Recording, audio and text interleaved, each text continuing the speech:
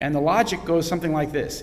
He said that Israel is being attacked by these Islamic forces because they don't like Western values. And he said Israel is a piece of the West, basically, and therefore the entire West is being hit by this. So therefore the West needs to come to the aid of the outpost of Israel. And this is the same logic they use today. The father of terrorism. Our modern concept of modern day terrorism actually started in Israel.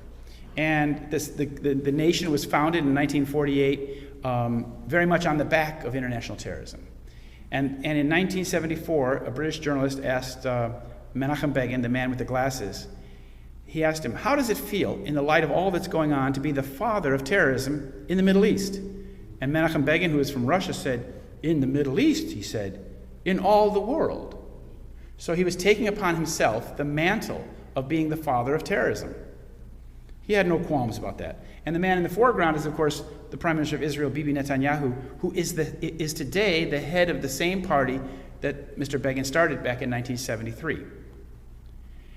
And Menachem Begin has a long history of terrorism. He was the head of the group called the Irgun in Israel, in Palestine, pre the state of Israel.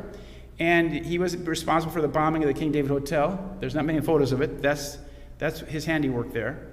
And Menachem Begin of the Irgun and David Ben-Gurion of the Haganah ordered the bombing, which killed 93 people, including 14 British officers. Now, this particular atrocity was the worst atrocity in Israeli-Palestinian history. It killed 93 people. But what's interesting is that it's very similar to 9/11. It was in this case, what was really occurring was not just hitting the British headquarters. It was also destroying evidence that the British had collected the previous month, and the documents and the evidence they had collected would have basically ended the Zionist enterprise in Palestine because they found that the Jewish agency was involved in terror. So they had to destroy the evidence, and 9/11 was also an act in which lots and lots of evidence was destroyed. So Begin came to Israel from Russia. He arrived in Palestine in 42. He became the leader of the Irgun in 44, and then bombed the King David Hotel in 46. He also committed something called the Deir Yassin massacre, in which an entire Palestinian village was massacred, with the people were blown up inside their houses and things like that.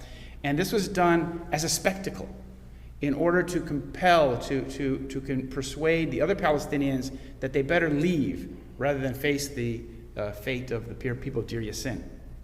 And then he became prime minister. He created the Likud. The Likud he created with his other fellow terrorists, and in 1977 he became prime minister, and then promptly invaded Lebanon. This is the emblem of his group, the Irgun, also known as Etzel. And you can see that they have this notion of a biblical state of Israel taking up a much larger piece of land than what is today Israel. This is called Eretz Israel, or the Greater Israel. And this is the notion that people from the Likud have, that they have a God-given right to the whole biblical notion of Israel as far as it could expand at any point.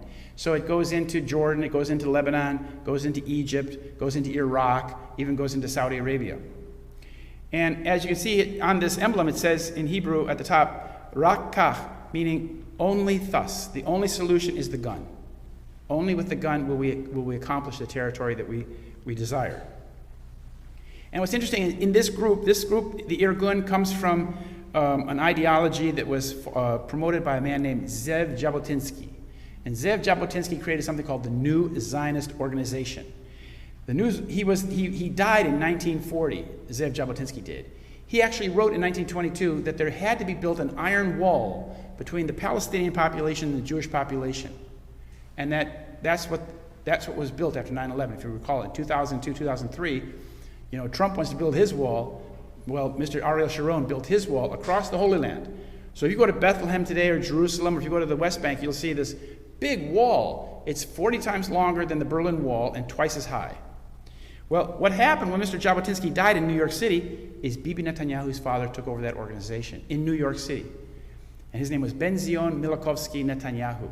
So Bibi Netanyahu, the Prime Minister of Israel, has been raised in this ideology. And this is what they aspire to. This is called What Israel's Future Borders Will Look Like. It's from an Israeli website.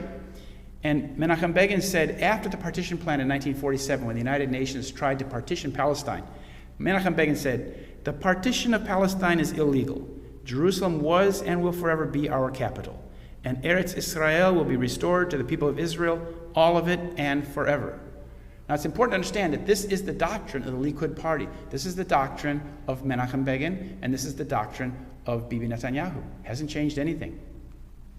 So here Begin became the prime minister in 1977. This happened to be the time when I lived in Israel. And this was an earthquake in Israeli politics because the Labor Party had been in power for 30 years prior, from the birth of Israel until this time. And then these ruthless kind of terrorist guys, they created a party and they took over. They defeated the Labor Party. And my girlfriend at the time, an Israeli labor kibbutznik, she cried. She said, "This is the day that Israel died. The terrorists have taken over." So here are the troika of terrorists that took over.